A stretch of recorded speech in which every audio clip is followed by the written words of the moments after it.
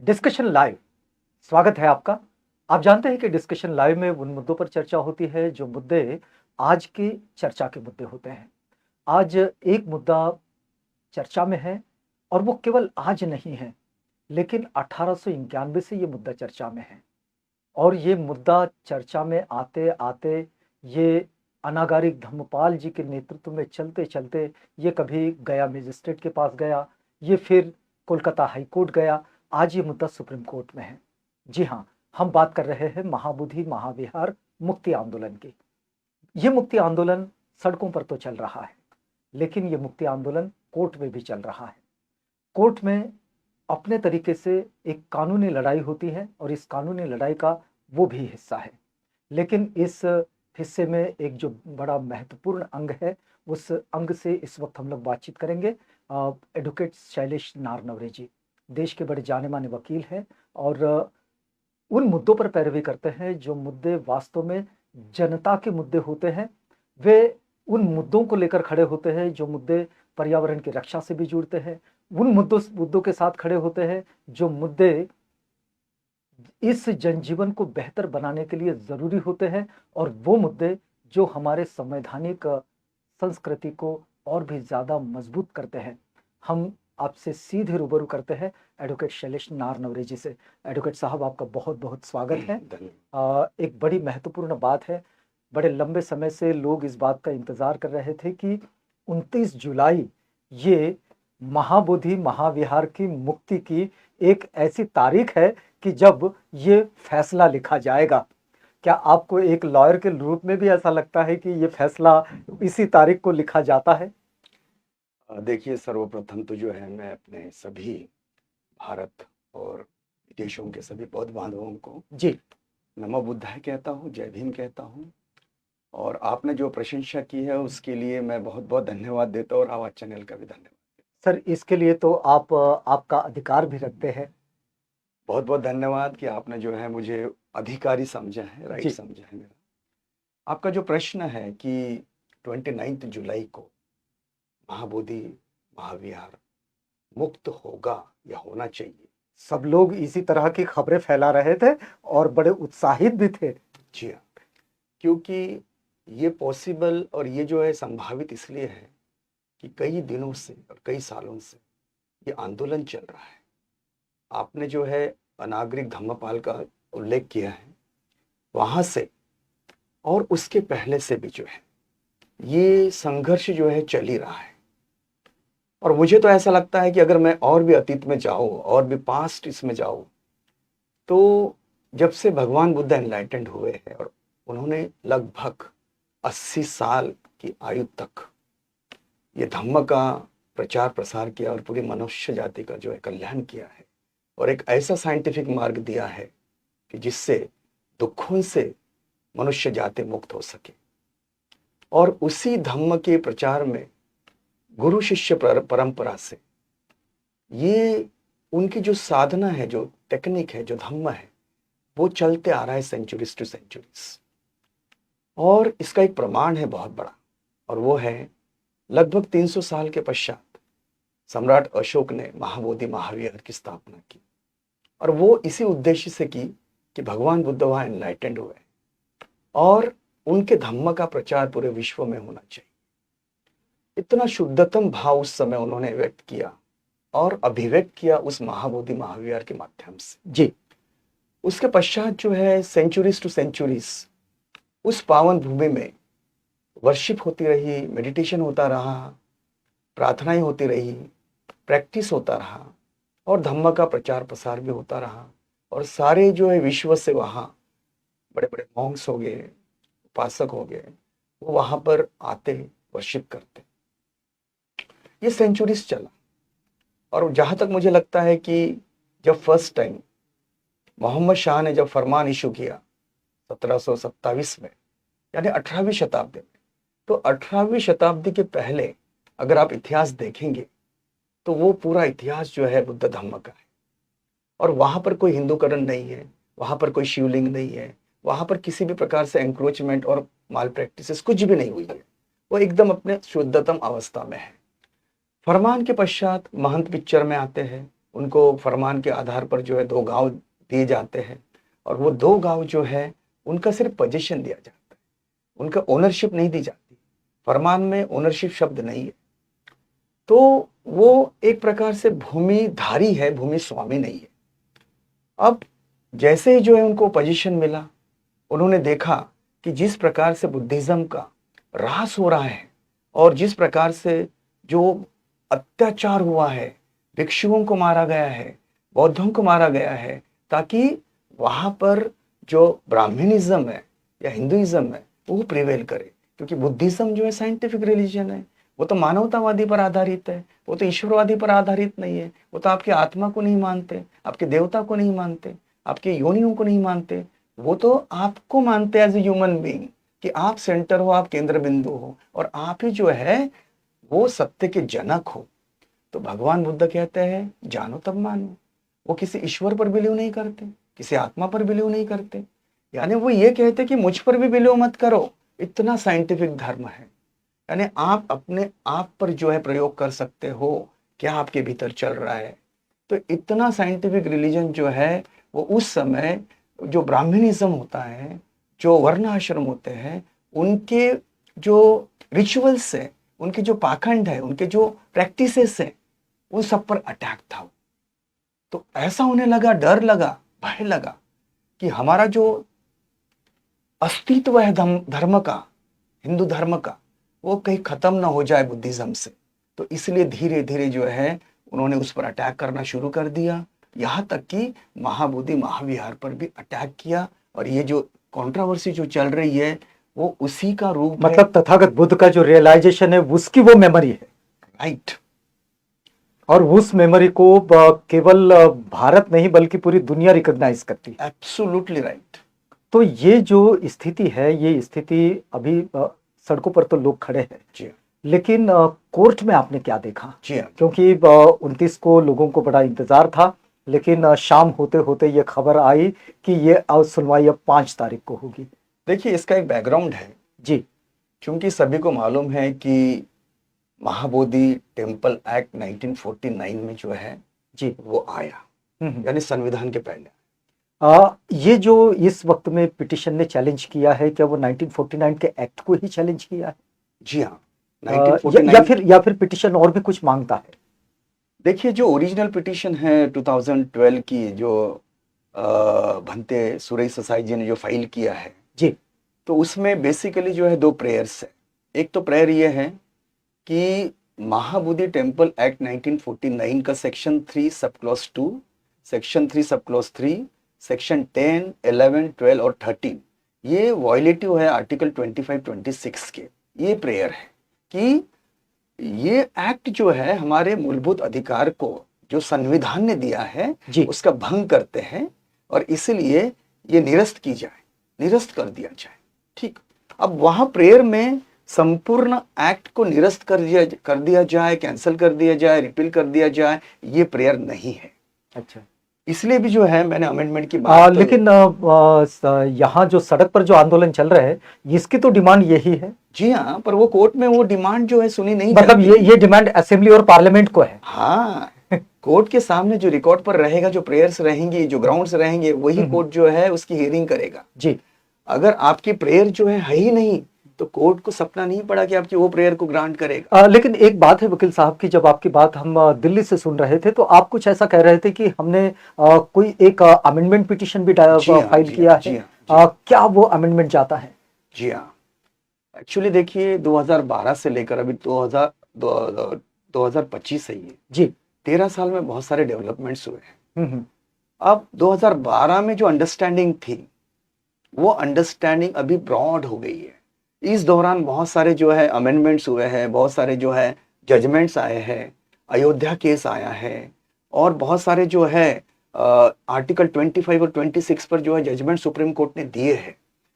तो हमको जो है ऐसा लगता है कि लेटेस्ट जो जजमेंट्स है और लेटेस्ट जो प्रोविजंस ऑफ लॉ है, जैसे आर्टिकल 13 है जी, आर्टिकल 13 का जिक्र उस पिटीशन में नहीं है, तो हमें ये करना ही होगा क्योंकि आर्टिकल 13 जो है हमारा फाउंडेशन है, वो प्रोसीजरल जो है लॉ है, जो कहता है कि संविधान के पहले जितने भी लॉज आए हैं, अगर वो आपके फंडामेंटल राइट्स और मूलभूत अधिकार के इनकंसिस्टेंट है, विसंगत है, या फिर आप उसका भंग करते हैं, तो वो ऐसे सारे जो है लॉज या एक्ट जी वो निरस्त हो जाना चाहिए, वाइड हो जाना चाहिए, वो अस्तित्व में नहीं रह सकते, ऑपरेशन में नहीं रह सकते। लेकिन इसको तो स्वयं secular state government of Bihar इसको प्रैक्टिस कर रही है, ऐसा क्यों होता है?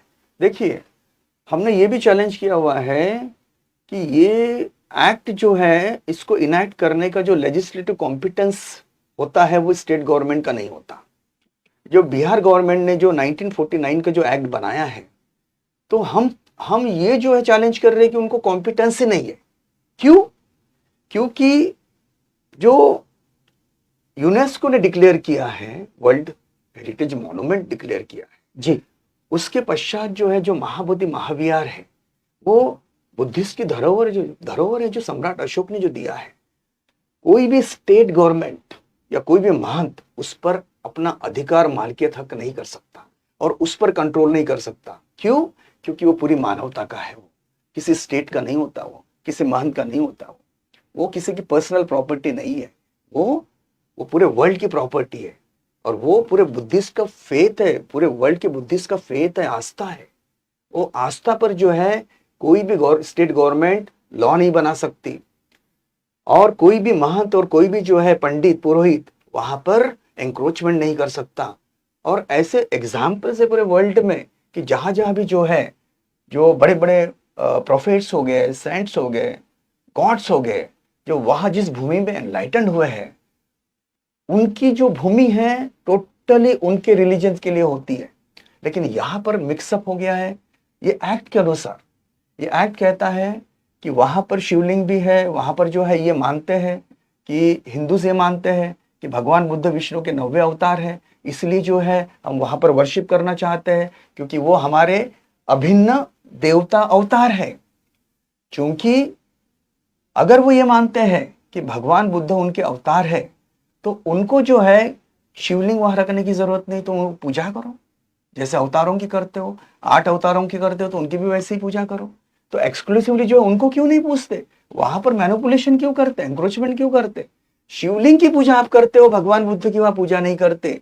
अब आप स्वयं ही जो है प्रैक्टिकली आचरण से मानते नहीं भगवान बुद्ध को 90 अवतार। आपके शास्त्रों में, उपनिषद में, ग्रंथों में कहा लिखा हुआ है कि वो 90 अवतार है? नहीं है, साइलेंट है।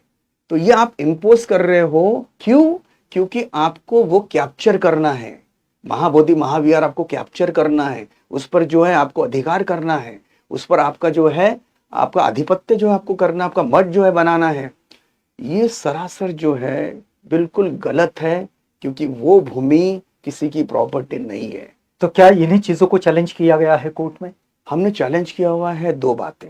एक तो ये जो महाबोधि जो टेम्पल एक्ट है 49 का जी ये पूरा का पूरा वाइड हो, कैंसल हो, रिपील हो, निरस्त हो जाए पूरा का पूरा। क्योंकि इवन टाइटल जो है उसका महाबोधि टेम्पल एक्ट 1949। अब देखिए, महाबोधि टेम्पल लिखा हुआ है महाबोधि, आपने महाबोधि महाविहार एक्ट 1949 क्यों नहीं बोला? टेम्पल क्यों लगाया? यहां से ऑब्जेक्शन शुरू होता है।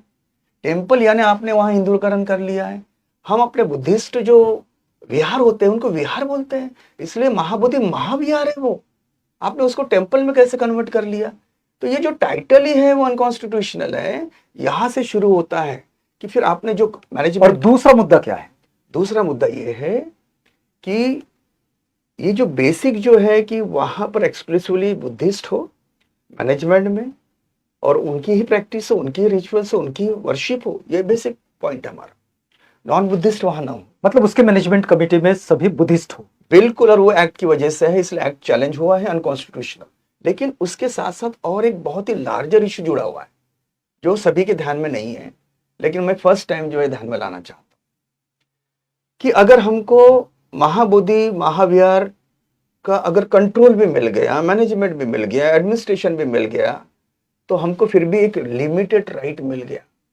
महाबोधि महाविहार के 4 दीवारी के अंदर का मैनेजमेंट हमको मिल गया कि बस वहां हम मैनेजमेंट कर सकते हैं। लेकिन जो महंत की प्रॉपर्टी है, जो महंत का पोजीशन है, जो मठ है, जो आसपास के परिसर में जो है फैला हुआ है, वो तो एंक्रोचमेंट है ना, वो तो जाना चाहिए। जैसे बाबरी मस्जिद को शिफ्ट कर दिया आपने, वैसे इसे भी शिफ्ट कर दो कहीं और हमें वहाँ शुद्धतम जो है वाइब्रेशंस चाहिए, प्लेस चाहिए, और टोटलिटी में जो है पूरे वर्ल्ड के बुद्धिस्ट वो पूरे परिसर का जो है एक फायदा लेना चाहिए।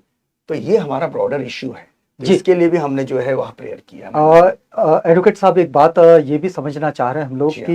कि इसमें ये जो पिटिशन आप जिसके साथ खड़े हैं, ये तो पूज्य भदंत आर्य नागार्जुन सुरेश साई जी के नेतृत्व में लगी है। जी लेकिन एक बात हमें अभी ये पता चली है कि महाबोधि सोसाइटी ऑफ इंडिया ने भी कोई पिटिशन डाला है।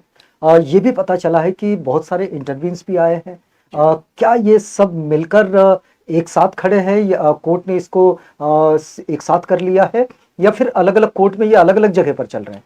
देखिए, ये तो बहुत ही मुझे लगता है कि इम्पोर्टेंट सवाल आपने पूछा, क्योंकि मुझे बाबा साहब की एक बात याद आ रही है कि संगठित व आणि संघर्ष करा, be united, organised and then agitate.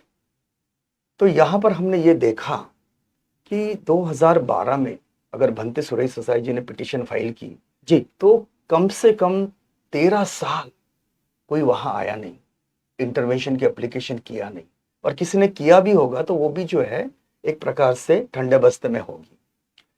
लेकिन अभी अभी जो है कुछ ऐसे डेवलपमेंट्स आ रहे हैं कि कोई पिटिशन कर रहा है, उसकी पिटिशन डिसमिस हो रही है, कहा जा रहा है कि आप जो है रिस्पेक्टिव हाई कोर्ट्स में चले जाओ। कोई महाबोधि सोसाइटी जो है पिटिशन कर रही है किसी और बेंच के सामने, वो पिटिशन जो है भंते सुरेश साई जी पिटिशन के साथ में जो है टैग हो गई है। और लगभग अभी 16 इंटरवेंशन एप्लीकेशंस आए हुए हैं जो हमारे रिट पिटिशन 380/2012 जो भंते सुरेश साई जी की है उसके साथ में कनेक्ट हुए हैं। तो सारे इंटरवेंशन एप्लीकेशन जो है वो भी सब इसके साथ सब इसके साथ में कनेक्ट हो गए हैं। अच्छा, अब सवाल ये है, क्या किसी हाई कोर्ट में भी इस पर कोई पिटिशन है? जी नहीं, अभी तक तो मेरे नॉलेज में जो है कोई हाई कोर्ट में पिटिशन जो है किसी ने फाइल किया है ऐसा कुछ सामने आया नहीं है। लेकिन अभी ज्वलंत इशू जो है वो सिर्फ बर्निंग इशू यही है भंते सुरेश साई जी की पिटिशन और ये कनेक्टेड जो है इंटरवेंशन एप्लीकेशंस और महाबोधि सोसाइटी ने जो एक पिटिशन किया है वो।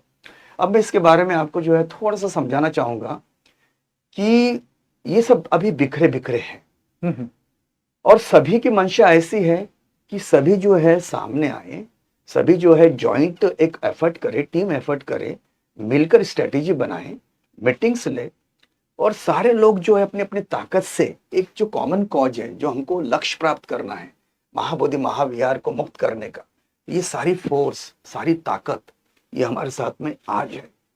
यानी भंते जी की जो पिटिशन में जो मैं कौंसिल हूं मैं, तो मेरे सपोर्ट में सब आ जाए और मुझे जो है वो असिस्ट करें और जो भी ग्राउंड्स मैं लूंगा उसके अलावा भी अगर उनके पास में सब्सटेंशियल ग्राउंड्स है आर्गू करने के लिए तो मैं खुद ही कोर्ट को जो है ये बोलने वाला हूं कि allow all the intervention applications, I have no objection, let them also have a right to argue their own important and substantial points in order to get the right perspective and adjudication in the matter, यानी justice मिले। इसके लिए अगर कोई जो है court के निर्देशन में कुछ ऐसे पॉइंट्स लाता है जो लॉ पॉइंट्स है, कॉन्स्टिट्यूशनल पॉइंट्स है या ऐतिहासिक जो रेफरेंसेस है जी, वो मोस्ट वेलकम।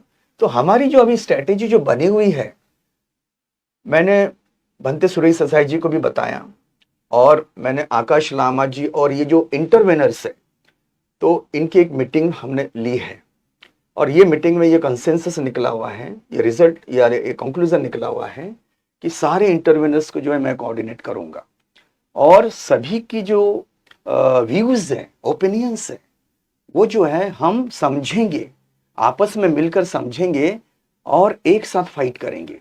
अब सवाल यहाँ पर यह है कि जो सभी का जो इंप्रेशन ये था, एक बहुत अलग और इम्पोर्टेंट पॉइंट आपको बताना चाह रहा हूँ ताकि हमारे जो सारे बुद्धिस्ट जो वर्ल्ड के बांधव हैं उनको समझ में आ जाए कि ये जो केस है भंते सुरेश साई जी की, ये 2012 से चल रही है और 2013 में एक ऐसा ऑर्डर हुआ था कि जो ऑर्डर कह रहा था कि ये केस को 2013 में ही फाइनल डिस्पोजल कर दिया जाए, और समय समय पर जो है यहाँ पर चीफ जस्टिस और दो अन्य माननीय जज बैठे रहते थे और उन्होंने ऑर्डर पास किया है।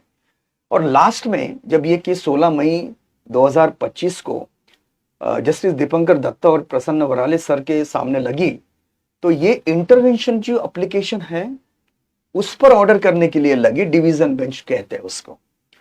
उसके पहले चीफ जस्टिस बता रहा था हर डेट्स में ऑनरेबल चीफ जस्टिस के तरफ की ये केस है, ऐसा वो बता रहा था।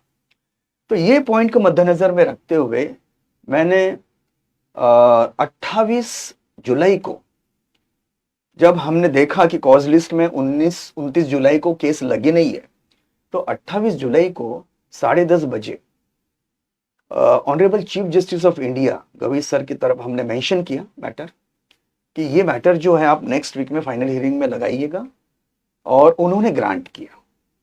तो हम सबका जो इंप्रेशन ये पड़ा कि ये केस जो है अभी उनके सामने लगने वाली, और इसी तरह से जो है सब अपने जो है घरों में निकल गए, अपने गाँव में निकल गए, और 9 साढ़े 9 बजे के आसपास एक नई लिस्ट आई, और वो लिस्ट के अनुसार जो है वो केस ऑनरेबल जस्टिस सूर्यकांत और उनके एक माननीय जज के सामने लगी, और वो आइटम नंबर 40 में लगी। और जज साहब सिर्फ 3 बजे तक वहां थे, फिर उनका स्पेशल बेंच था, तो इसलिए वो मैटर रीच ही नहीं हुआ। तो हमने मेंशन किया कोर्ट को, तो कोर्ट ने जो है बेंच रीडर से भी बात करने के लिए हमने बात की बेंच रीडर से, तो उन्होंने कहा कि ठीक है हम आपकी केस जो है 5 अगस्त को लगा देते हैं। तो 5 अगस्त को जो है ये टेंटेटिव डेट बता रहा है लिस्ट में, तो ये 5 अगस्त को केस लगेगी। अब जो है प्रश्न ये है कि ये किसके सामने लगेगी, माननीय सर न्यायाधीश के सामने लगेगी कि माननीय जो सूर्यकांत जो ऑनरेबल जज थे उनके सामने लगेगी। अब ये तब क्लियर होगा जब ये लिस्ट आती है 1-2 दिन पहले। अब यहां पर हमको ये स्ट्रेटेजी रखना है कि चाहे कुछ भी हो जाए, मैं अपने दिल की बात कर रहा हूं, और शायद जो है मंशा यही है लोगों की कि हमारी केस जो है माननीय चीफ जस्टिस के सामने लगे, क्योंकि हमेशा ये उन्हीं के सामने लगी थी, उन्हीं के सामने लगे। और इससे पहले भी जब हियरिंग हुई है इस पर, एक बात वकील साहब, जो पिछली बार जब डेट 29 जुलाई की मिली थी, तो तब ये कहा गया था कि स्टेट गवर्नमेंट से कोई रिप्लाई मांगा गया है। क्या कल जब कोर्ट के सामने ये केस आई, तो क्या ये रिप्लाई सबमिट हुआ है स्टेट गवर्नमेंट का? क्या इसका कोई अपडेट है आपके पास? जी अपडेट है मेरे पास। एक्चुअली अगर आप 16 मई 2025 का अगर ऑर्डर देखेंगे जस्टिस दीपंकर दत्ता साहब का, उन्होंने क्लेरिफाई कर दिया है कि जिसको भी कोई एप्लीकेशन करना है, रिप्लाई फाइल करना है, रिजॉइंडर फाइल करना है, एफिडेविट फाइल करना है, वो 22 जुलाई तक कर ले, और 29 जुलाई को वो केस जो है फिर से लगने वाली है फाइनल हियरिंग के लिए। अब हमने देखा कि स्टेट ऑफ बिहार ने ऑलरेडी रिप्लाई फाइल किया हुआ है। अच्छा, गवर्नमेंट ऑफ इंडिया यानी होम अफेयर्स मिनिस्ट्री जो है वहां रिस्पोंडर नंबर 1, तो उन्होंने स्टेटमेंट दिया कोर्ट को, बहुत पहले का ऑर्डर है, वहां लिखा हुआ है कि they are not interested to file the reply, वो ऑर्डर है। तो कोर्ट ने वो उनका स्टेटमेंट रिकॉर्ड किया है कि they are not choosing to file reply, so proceed further. तो रिस्पोंडर नंबर 1 जो गवर्नमेंट ऑफ इंडिया है, उन्होंने अभी तक रिप्लाई फाइल नहीं किया, उन्होंने स्टेटमेंट कर दिया कि हमको रिप्लाई फाइल नहीं करना है, वो अहेड। स्टेट ऑफ बिहार ने रिप्लाई पहले से ही फाइल किया हुआ है। और रिस्पोंडर नंबर 3 जो है, जो मैनेजमेंट कमेटी है, जहां पर महंत भी एक मेंबर है, उन्होंने भी रिप्लाई फाइल नहीं किया है। तो अभी तक 22 जुलाई तक किसी का रिप्लाई फाइल नहीं है, सिर्फ एक ही रिप्लाई है, वो स्टेट ऑफ बिहार का है। तो वहां कोई डेवलपमेंट्स नहीं है। डेवलपमेंट्स ये है कि हमारे जो लोग जो फेवर कर रहे हैं पिटिशनर का, वो इंटरवेनर करके आ रहे हैं, और अभी तक के जो है इस दौरान 16 इंटरवेंशन हो चुके मतलब हैं, ये और मामला एक पिटिशन हो चुकी है महाबू जी। मतलब ये मामला जो अब खुलेगा 5 अगस्त को।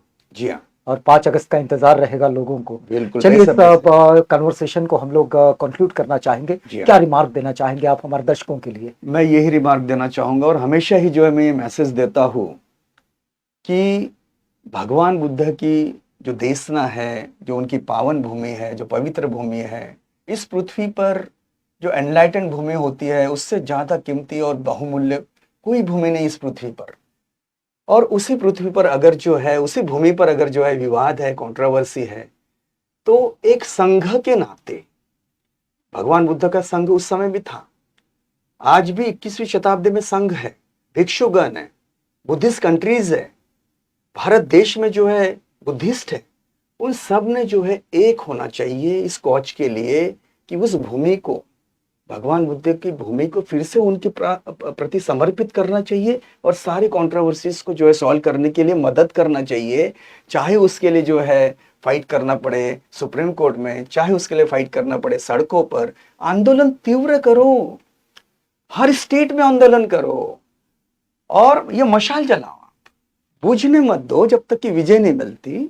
और जितनी भी ताकतें हैं, चाहे वो पॉलिटिकल क्यों ना हो, लीडर्स क्यों ना हो, पॉलिटिशियंस क्यों ना हो, गवर्नमेंट क्यों ना हो, उन सबको जो है आप रिक्वेस्ट करो कि ये आपकी भूमि है भगवान बुद्ध की और आप ही ने इसको जो है अंक्रोच किया है, तो इसको मुक्त करो। आप ही समझदारी से आओ, कोर्ट में एफिडेविट फाइल करो कि हम ये हमारा जो क्लेम है हम विड्रॉ करना चाहते हैं, हमें जो है कोई और जो है भूमि दिया जाए। अगर उन्होंने इस तरह की एफिडेविट कर दी तो ये कंट्रोवर्सी सॉल्व हो जाती है। और मुझे ये भी लगता है कि विश्व में जहां जहां भी बुद्धिस्ट कंट्रीज है, उन्होंने गवर्नमेंट ऑफ इंडिया पर, पार्लियामेंट पर प्रेशर डालना चाहिए या फिर रिक्वेस्ट करना चाहिए, मेमोरेंडम देना चाहिए और कंसिस्टेंटली देना चाहिए जब तक ये प्रॉब्लम सॉल्व नहीं होता। तो ये जो मशाल है, जो आग है, ये और जले और इतनी जले कि ऐसा महसूस हो कि अब इसका सॉल्यूशन मिलना ही है, अनिवार्य है। हम बातचीत कर रहे थे प्रसिद्ध अधिवक्ता एडवोकेट शैलेश नारनवरे के साथ, जो सुप्रीम कोर्ट में महाबोधि महाविहार के लिए पैरवी कर रहे हैं, उसकी मुक्ति के लिए।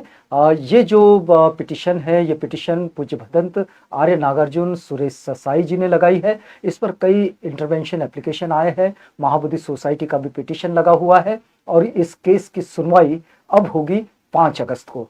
तो इतनी जानकारी एक अपडेट के रूप में एडवोकेट साहब से हमें इस डिस्कशन से मिलती है। एडवोकेट साहब, आप इस व्यस्तता में भी हमारे साथ आए और इस लाइव डिस्कशन में आप इस बातचीत का हिस्सा बने, आपका बहुत बहुत धन्यवाद। आप बने रहिएगा आवाज इंडिया के साथ। लाइव डिस्कशन के अगले सेशन में आपसे फिर मुलाकात होगी।